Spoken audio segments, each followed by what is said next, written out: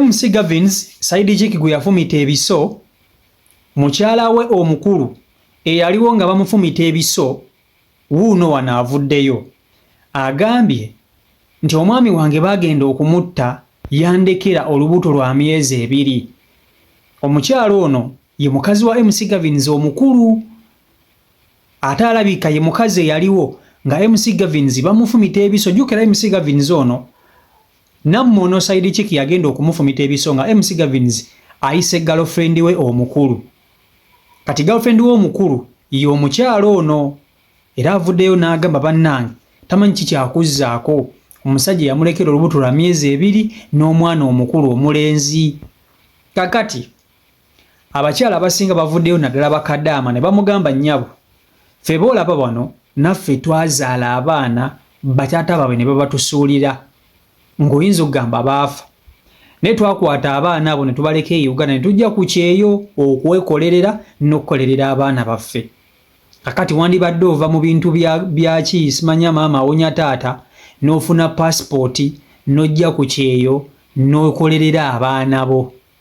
Kati bo bakadaama bamuwadde amagezi bamugambye afune passport agende ku kyeyo akolerera abaana be kubanga essaawa zino abaana babalese mu mikono gye. Bamulekedde olubuto lwa myezi 2 ne bamulekera n'omwana omukulu.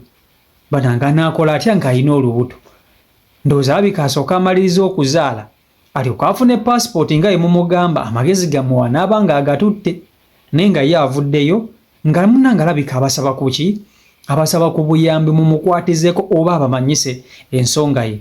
Kakati njagala nsooke nkutuuseeko omukyalo ono omwewulirireko mukazi wa MC Gavins eyaliwo nga bamufumita ebiso era male nkutuuseeko ne bakadaama abamugambye funa passport ojja okole va mu muzannyo.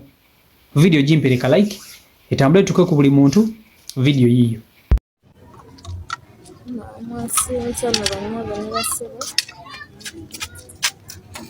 Amanya ganze nakazwe Claire ganze mukyala w'omugenzi badamanyikiddwa ennyo nga MC Gavins abamu gwe babadde bamanyi nga Imran nga omwami oyo yagenze kuva mu bulamu bw'ensi nga andekedde abaana 2 ng'omwana asookera ddala y'ono omwana ow'obulenzi ayitibwa Ramin Woya Chief nga alina emyaka 6 egy'obukulu nga omwana ow'okubiri eyo omwana gwe nnina mu lubuto lwa myezi 2 n'ekitundu.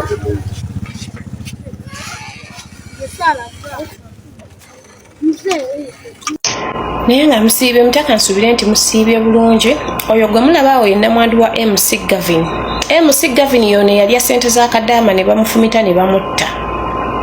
Ne bamufumita akambe ne bamutta. Kakati ono ye mukyala we yazze mu kamera nga agamba nti MC Gavin yafa amulekedde omwana wa myaka 6 era talina kiddako asaba ku buyambi bwammwe. Mukazi gwe tuggyeko obusiru si gwe asoose okubeera nnamwandu naffe tuli bannamwandu. Genda ku internal affair ofune passport ogende ku kampuni ezireeta abaana ebweru ojja okolerera omwana wo totutama. Kati ebintu byagondamu tulina gye tuddukira tuyise engalo mu maaso tuve mu ezo endowooza z'ekisiru nti buli koofunye akazibu ng'oddukira mu kamera.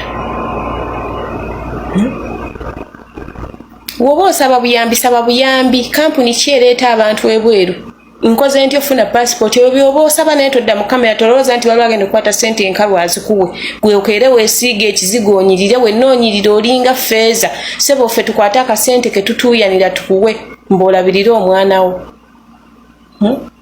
Si gwe asoose okubeera nnamwandu naffe tuli bannamwandu kwata ekkubo ojja okolerera omwana va mu ezo endowooza z'ekisiru nti woofiirwa osula ku malaalo oli yafa yawummula mirembe.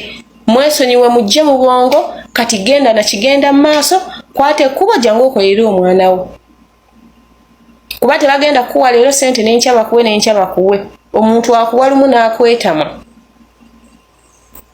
okitegeera. kwata obukaaya bwo nga woobwesibye n'otuula mu kamera n'onyuma, era woba onyumira ku internal affair, woba onyumira ku kampuni ezireeta abantu ebweru, era otuuke naye n'onyumire mu nnyumba y'Omuwarabu olabe ku ssente ez'osaba gye ziva. Temututama. Nze simanyi nakumala lwaki bino bividiyo bino bibeera nnyo ku gundi yange mbisanga nnyo. Nze nako omuntu asabiriza obulamu bwange. Toli mulema, oli mwana muto. Myaka 22 naawe otuule mu kamera osaba obuyambi, nga nze myaka 45 nzuuno nkaddiridde ku kyeyo naye nkyakola. Yitawo gye tukole mukwano, ebyo bisapuli byambulemu, mujje mu byamalidaadi, wenna ssebo onakaana kanyunyumye, otadde na wali omwana wo, mbusebo musaba buyambi, MC yakulekera omwana. Ate toweerabira MC yafaalidde ssente z'akadaama tuzibanja. Yitawo okole, osasule ebbanja bbaawo awummule mirembe. Temututama. Tosaba buyambi nga naffe tukyabanja. Yitawo okolerera omwana wo. Okolerere n'ebbanja bbaawo lye yalya.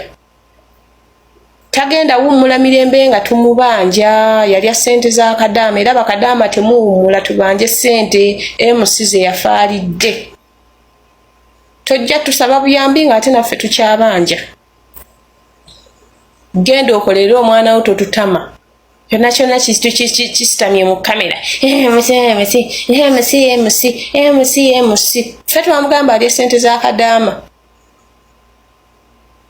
Yitawo okole, va mu ebyo eby'ekisiru. Kakati omukyala gw'olabye oyo mu katambi ye mukazi wa MC Gavins omukulu, kuba tukimanyi bulungi nnyo nti MC Gavins yattibwa Side Chick. Side Chick Nammono yamufumita ebiso, ng'ebiso yabimufumitirwa lwa Bbuba, Jogo na Kamanyiro okusinziira ku ye, era nga ye agamba teyejjusa. Nammono agamba sejjusa kufumita MC Gavins biso, ndi ready okusavinga ekibonerezo kyonna kyonna ekinaba kimpeereddwa, kubanga Gavin yankolako kye tuyita yantyoboola ng'omuntu. Eyo ndowooza yaani ndi Nammono Side Chick. Kati omukyalo ono gw'olabye mukazi wa MC Gavins alabika ye yaliwo nga bbaawe attibwa era nga ye yali azze. Jjukira byonna byonna bigenda okubeerawo. MC Gavins yali asiibye ne Nammono Side Chick. Kati akaseera katuuka ono girlfriend omukulu oba omukazi omukulu ajja. Bwajja ono bamugobaganya Nammono Side Chick oli bayingize mu nnyumba. Kati kwe kubulira obujja n'agula akambe n'atunga Gavins n'amutta. Naye muli bakyala abali eyo ensonga enooma mugyogerako ki? Ey'omukyalo ono okuba nti agende ku kyeyakole ne mukazi ali lubuto. Ate kirala omuntu okugenda ku kyeyo si kati. Olubuto luba lwa myezi 2 agenda kuzaira ku myezi 9. Kitegeeza olina okumuwamu emyaka emirala ng'ebiri. Bw'aba kale mwangu nnyo ku myaka, naye munnange eriyo bakadaama nga bagenze ku byeyo nga balese abaana abo babe nga bato nga ba myezi bwezi. Eriyo bakadaama n'azaala omwana we, omwana nga wa myezi 4 myezi 5, n'amuleka nga omwana n'okuyonka akyayonka, n'amujja bujja ku mabeere, ye n'agenda ku kyeyo akolerera abaana be. Gye bali kati mpozi ngono naye mumuwa amagezi ago naye simanyi oba amagezi ge mwamuwadde gakola oba n'agatwala. Naye nga bakadaama gye bali bakolerera abaana baabwe gakola go, naye gwe mugawa ye anaagatwala anaagakkiriza. So byebyo biri ku sayidi eyo. Oyo ye mukyala wa MC Gavins omukulu mumwewuliriddeko nga ndowooza abasaba buyambi oba ayagala mumukwatireko oba ayagala simanyi, naye ng'avuddeyo n'ayogera. Naye bakadaama bo bamugambye agende ku kyeyo akole. Agende ku kyeyo akole. Kitegeera ekintu ekyo. So byebyo biri ku sayidi eyo. CEO Michael Uganda YouTube channel kwoli mwebale kuba nti ate mugoberera na kugyekuumirako Mbagala nnyo mwena mwena abagyekuumirako mbeere bulungi. Stay blessed.